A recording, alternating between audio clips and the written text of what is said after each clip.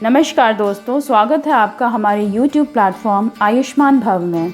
दोस्तों, आहार या डाइट हमारे जीवन का बहुत ही महत्वपूर्ण पहलू है और आजकल लोगों की सेहत के लिए जागरूकता एक और इम्पॉर्टेंट टॉपिक है। हम सभी को मालूम है कि आहार संतुलित होना चाहिए, जिसमें carbohydrates, fats, vitamins, proteins, minerals सभी होने चाहिए। मगर आजकल लोगों की आधी अधूरी जागरूकता और जानकारी ने फ़ायदा कम किया है और नुकसान ज़्यादा। लोगों को ये तो पता है कि वेट लॉस के लिए कम फैट और कम कार्बोहाइड्रेट खाना चाहिए और साथ ही प्रोटीन ज़्यादा लेना चाहिए, पर कौन कितना कम लेना चाहिए और कितना ज़्यादा, ये अभी तक किसी को मालूम नहीं है ठीक तरीके से। जहाँ कार्बोहाइड्रेट्स इंस्टेंट एनर्जी प्रोवाइडर का काम करता है, वहाँ फैट्स के कारण ही हमारे शरीर में कुछ इंपॉर्टेंट विटामिन्स का अब्जॉर्प्शन हो पाता है और फैट्स जो हैं वो एसेंशियल फैटी एसिड्स का बहुत अच्छा सोर्स है। इसलिए तो लोग अब A2 गाय का घी खाने की सलाह दे रहे हैं। पर प्रोटीन जिस पर अब लोग फोकस ज़्यादा कर रहे हैं, उन्हें नहीं मालूम है कि इसकी अधिकता से बहुत सारी परेशानियां भी आ रही हैं। उनमें से एक परेशानी है यूरिक एसिड का बढ़ना, और इसलिए आज हम यूरिक एसिड पर वीडियो लेकर आए हैं। इसमें हम देखेंगे कि यूरिक एसिड शरीर में बनता कैसे है, इसकी सही मात्रा बॉडी में कितनी होनी चाहिए और यूरिक एसिड ज़्यादा होने पर हमें क्या करना चाहिए। तो चलिए पहले हम ये देखते हैं कि यह बनता कैसे है हमारे शरीर में।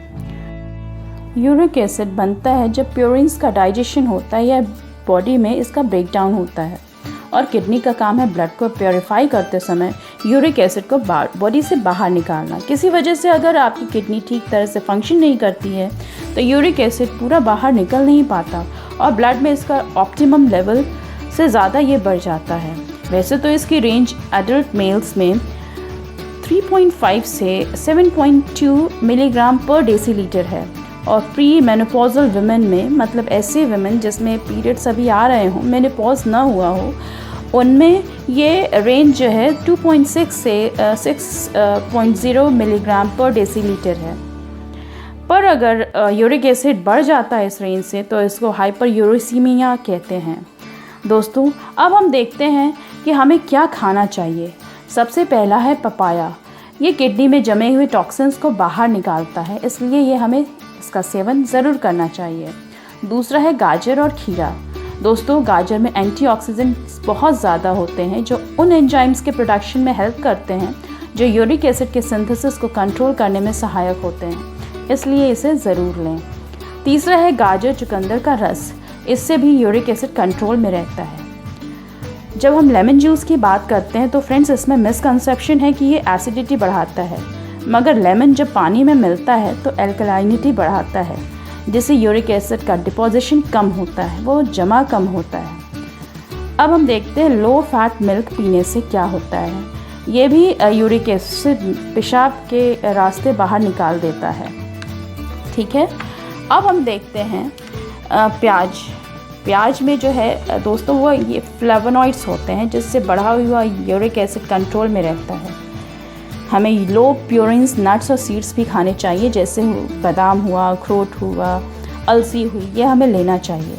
चेरीज़ भी आप ले सकते हैं। यूरिक एसिड के पेशेंट्स नॉर्मल ह्यूमन बींग्स से ज़्यादा पानी पीते हैं।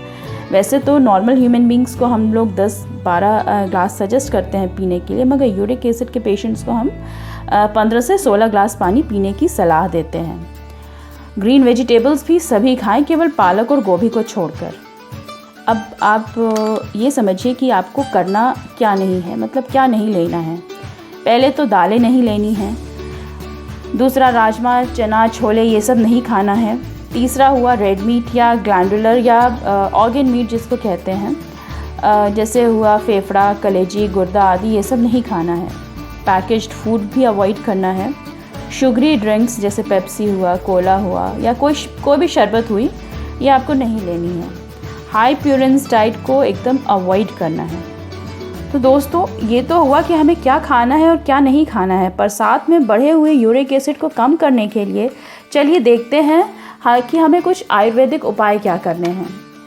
दोस्तों, पहला उपाय है कि आपको गिलोय की 6 इंच डंडी का रस, एलोवेरा का 2 चम्मच गूदा या 3 से 4 चम्मच रस, 3 चम्मच करेले का रस और 7 पत्ते पुदीने के डालकर सबको पीस लेना है और सुबह खाली पेट इनका रस पीना है।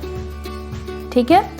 दूसरा उपाय है आपको मुलेठी सुबह शाम आधा आधा चम्मच गुनगुने पानी से लेना है। तीसरा उपाय है लौकी के रस में काली मिर्च और अजवाइन का पाउडर लगभग दोनों एक एक चुटकी मिलाएं, फिर खाली पेट शाम के समय पी लें।